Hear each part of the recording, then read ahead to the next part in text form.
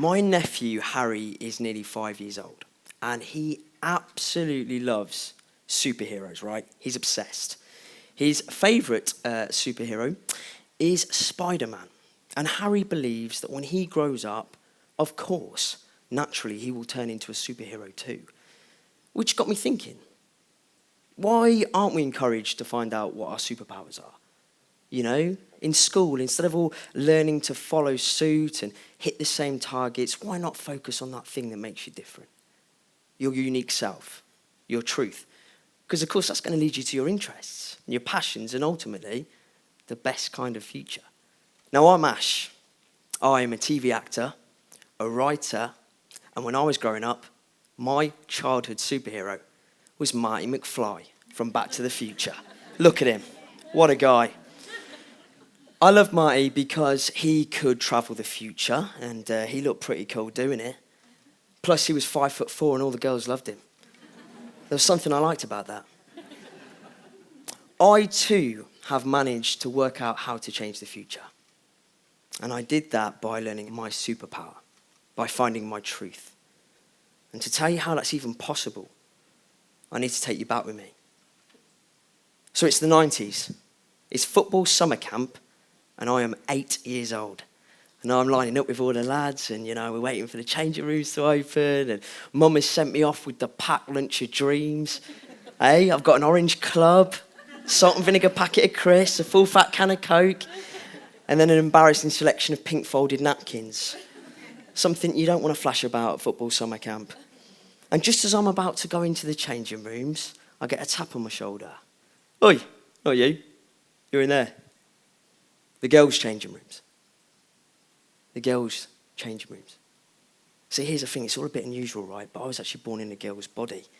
So I head into the changing rooms, and I'm sat there, and I can hear all the lads chatting through the wall. They're all having a bit of banter, laughing. And I'm just on my own with a packed lunch. And in that moment, I realised there was something quite different about me. And my 8-year-old brain couldn't even process it. I just knew that I was a boy, but I did not look like one. Like there'd been some terrible, terrible mix-up. And if that wasn't a bad enough revelation for an 8-year-old, I looked down and I realised my Coca-Cola was leaked in my packed lunch. Thank God for Mum's pink napkins, or that would have been a really bad day. So I started making these secret wishes at night time, right? To wake up in the morning a real boy in my real life. Like this one was just a bit of a prank, from the universe. But it turns out it wasn't a prank, it was all very real. And not one single person at school or at home seemed to have this problem. So I decided to keep quiet and not tell anyone. Because the thing is, guys, I did not want to be different. I didn't want to be an outsider. I wanted to be born like all of you. Fast forward in time now, right? I'm 15, I'm at school. And unfortunately, very embarrassingly, I wore an orange sports kappa jacket every single day. I don't know why you're laughing, because that was the height of school fashion. So, despite the jacket, I was actually quite popular at school because I was a bit cheeky, and I was very good at acting. So I developed this persona, right? This girl that was liked by everybody. I fitted in well, I followed suit. And this is really where I started to forget about my authentic self. But one thing I couldn't cover up was my love for acting. So I said to my careers advisor one day, hey, you know what? I would love to be an actor. And, if I work hard enough, who knows? Maybe Hollywood one day. And she said, well, that's absolutely ridiculous. You live in a small town. You come from a working class family. Think of something else. Now, I left absolutely heartbroken because it was the one thing that I was naturally just good at. And I still tried for drama school, but it turns out I'm not actually very good at conveying the emotions of a tree using physical movement. It's not easy. So I went to uni instead, and what does that get you? Wow. That lands you a job at Warwick Castle as a full-time peasant, ladies and gentlemen. Thank you. Now, here I am, working as a full-time peasant, and I'm not putting myself down when I say that was my job title. I dressed as a peasant every day, and actually, do you know what, guys? It was actually really fun. I loved it. I was the life and soul. I even won awards. I was that natural at being a peasant. But this idea started to resurface now, this idea, imagine how great all of this would be, though, if you were actually you. the real you, the male you. But I reject this thought and I think, I'm not one of those. No chance, mate. About a year or so later, I'm starting not to do very well. Because this untold secret in my mind is about 20 years old. The cracks were starting to show. So what do? I work twice as hard to cover it up. More nights out, more life and soul, more parties, more distraction. But it was all too late. Because I'd started to remember who I was. That little boy in the changing room who was a bit different to everybody else. And I'd heard of this term, transgender. And I'd figured out this could be me.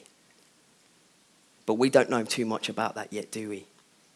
So the thought of telling anyone had become so terrifying, it was impossible. And I did not want to be transgender. I'd worked so hard to fight against it. But it wasn't a choice. And I knew that now.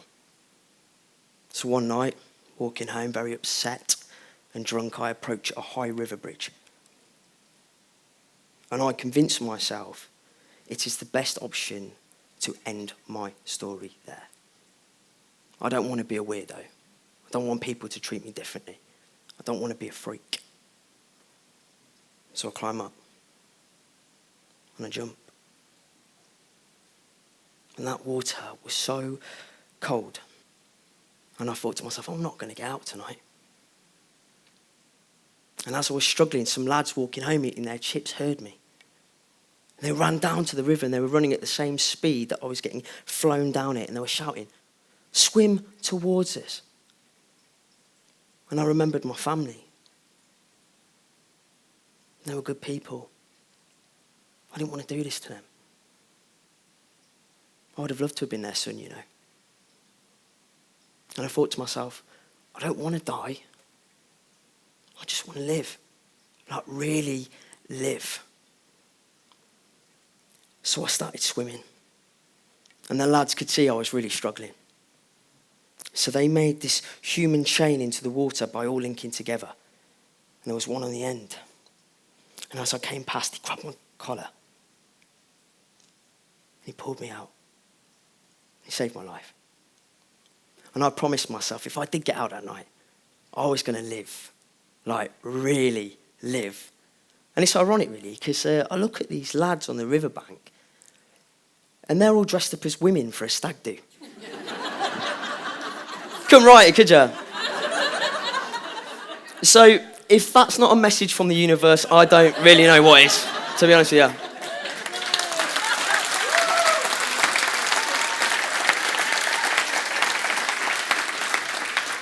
So, I owe them a lot, because that night in 2012, I stepped outside into the world for the very first time.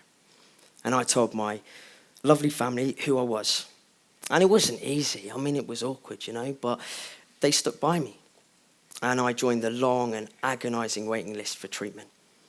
And these were the most awkward and hardest times of my life. I had zero confidence. I couldn't talk to anyone. I couldn't walk down the road. I didn't think it was ever going to end, but eventually I got the go-ahead to start my treatment. And I returned to work, this time as Ash, the male full-time peasant. Thank you.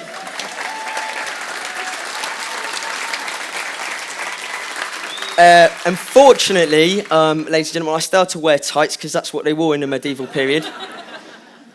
So everything was becoming so much easier now because I was starting to be read as male every day and I didn't have to act anymore. Of course, I had to quickly get up to speed with all the lessons that I missed out on, you know, all the lad lessons like do not make conversation in the toilets. No one, and I mean no one, has got a hairbrush you can borrow, no matter how nice you are. But presenting as my authentic self gave me the strength to get back to the future. To remember who I was when I was 5 years old. What did I like? And I remember I loved the outdoors and nature. And this led me to one day, like randomly stumbling across a beautiful woods in LeamingtonSpa called the Foundry Woods.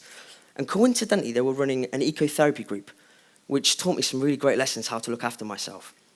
And also led me to meeting some of the most beautiful, authentic people I've ever met. And they've now become to me like an extended family. And also around this time, Harry was born, my nephew, and he looked at me like I was a superhero. So this gave me a whole new drive to show Harry he really can be anything he wants to be. So I thought, I'm going to give acting a shot again, right? I go online, I found a course at drama school, and actually it was for actors who also happen to be transgender. So I went along, I started going for auditions, and I was working really hard, and of course I had to do the really rubbish, bad acting jobs too, like being a Christmas elf. Being a short, cheeky chappie, unfortunately, it was all very easy for me. And no, I have not got a slide of that period in time, unfortunately. But it's weird, because as soon as you start presenting as your authentic self and you work hard, the universe seems to align for you opportunity. Because through a random twist of fate, I get contacted by a charity that I've been working for, called On the Road Media. And they were working to positively promote trans people on telly. And they call me up and they say, look, Ash, Emmerdale are doing a workshop and they need some advice on how to write an authentic character. Would you like to come along? I thought, yeah, it's free lunch, isn't it? So I go along to this workshop and I just say, look, just write a character that is a whole person and that is really normal and that just happens to be trans. And as I was leaving, to my complete surprise, they said to me, would you like to audition? And I was so chuffed, because this is an opportunity that I've been waiting for. Could I finally get out of tights for a living? And the other part of me was just like, do you know what? I just really wish my careers advisor was here right now to witness this question. So there was no way I was going to go back to being an elf. So I threw my absolute heart and soul into these auditions. And in February 2018, I was offered the part as soap regular Matty Barton in ITV's Emmerdale. Thank you.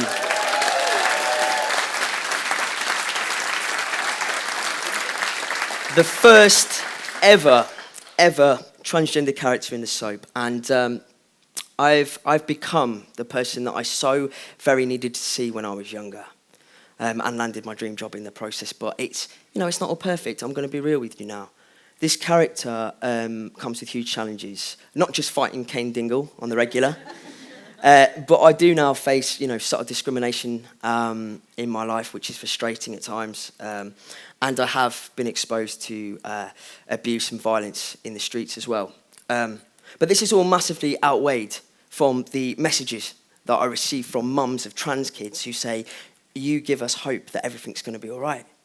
And one kid told me that they even changed their name to Matty, and everyone at school is cool with them because they watch that lad on Emmerdale. And Harry thinks that Matty Barton is a superhero in the Emmerdale universe. So it's enough motivation for me to keep going. I spent a lifetime trying to be like everyone else, and I got absolutely nowhere. And the minute I dared to step outside and embrace who I was, opportunities presented themselves to me. My superpower is being myself. I'm just an actor, first and foremost. I also happen to have had a bit of a journey to get here, and I'm now very proud of that. Now, I'm not saying everyone in this room, right, needs to change gender to land your dream job. That is, it's a little bit extreme and a lot of hard work, but it is really never too late to be who you needed when you were younger. All of us have got a story. Every single person in this room has a story. And your story is one of the most valuable things you have, because no one else in the world has got a story like yours. So don't just try and tell your story like everyone else's, or you'll end up with the wrong ending.